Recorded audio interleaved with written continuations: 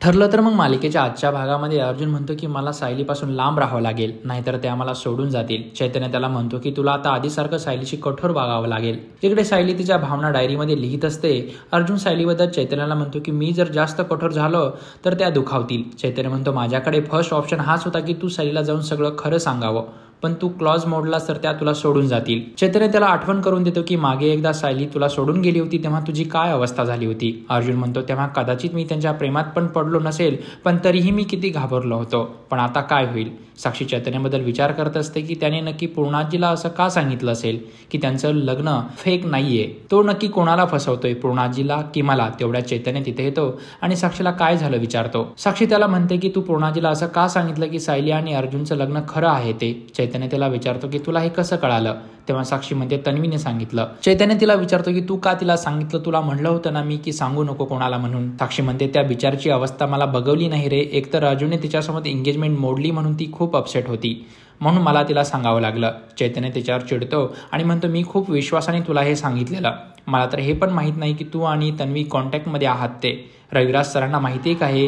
त्यांना अशी मैत्री ठेवलेली चालते का? साक्षीला समजतं हा विषय आता भलतीकडेच जातोय, मला चैतन्याला समजावं लागेल. साक्षीमध्ये चैतन्य खरंच सांगते ती बिचारी इतकी रडत होती की माझ्याकडे दुसरा ऑप्शन नव्हता, मला सांगावंच लागलं. रात्री अर्जुन घरी जायला निघतो, पण त्याला भीती वाटत असते की मी सायलीशी कठोर कसं वागणार. आता त्या मला चांगलं ओळखतात, त्या माझं खोटं वागणं लगेच पकडतील. सायली अर्जुनला कॉल करते.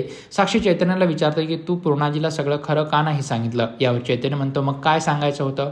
तिचं वय बघ आधी, हार्ट अटॅक आला असता तिला काही सांगितलं असतं तर. साक्षी म्हणते मी तन्वीला सुद्धा ओरडणार आहे, कशाला पूर्णाजीला जाऊन सांगितलं. साक्षी परत विचारते हे कॉन्ट्रॅक्ट मॅरेज आहे तर याचे महत्त्वाचे पुरावे असतीलच ना अर्जुन आणि सायलीकडे. चैतन्य म्हणतो का ग असं का विचारते, तुला विश्वास नाही आहे का माझ्यावर. साक्षी म्हणते स्वतःपेक्षा जास्त विश्वास आहे. हे इतकं महत्त्वाचं कॉन्ट्रॅक्ट मॅरेज आहे तर त्याचं पेपरवर्क अर्जुनसारख्या वकिलाकडे नक्कीच असेल.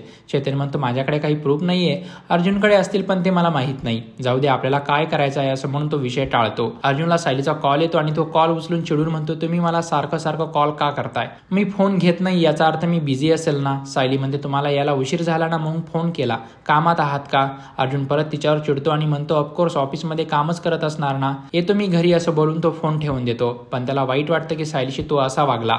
इकडे सायलीला वाटतं की कामाचा खूप ताण आलेला दिसतोय म्हणून चिडचिड करत असतील हे. घरी आल्यावर मस्त कॉफी दिली ना तर ताण कुठच्या कुठे निघून जाईल. रविराज प्रतिमाचे फोटो पाहून तिची आठवण काढत असतो. सुमन त्याला आवाज देते तर तो दचकतो आणि म्हणतो प्रतिमा आल्याचा भास झाला. त्याला नंतर वाटतं की माझं स्वप्न असावं ते, मला तिला लवकर शोधून काढावं लागेल. सायली कॉफी करायला किचनमध्ये जाते. अर्जुनला सायलीसमोर जाताना भीती वाटत असते. सायली त्याला पाणी घेऊन जाते तर तो परत चिडतो आणि म्हणतो मी पाणी मागितलं का, माझी कॉफी वर पाठवून द्या. अर्जुन रागाने वर निघून जातो.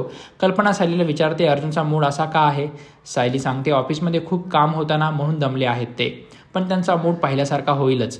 पुढच्या भागात आपण पाहणार आहोत सायली अर्जुनला डायरी वाचायला देते पण तो ती डायरी रागाने फेकून देतो आणि तिला तिथून जायला सांगतो. अर्जुन सायलीला म्हणतो की तुम्ही माझ्या फॅमिलीमध्ये खूप जास्त मिसळू नका, आपलं कॉन्ट्रॅक्ट संपल्यानंतर त्याचा तुम्हाला खूप त्रास होईल. तर प्रेक्षक तुमच्या आवडत्या मराठी मालिकेचे अपडेट जाणून घेण्यासाठी मराठी भिडू या चॅनलला नक्की सबस्क्राईब करा.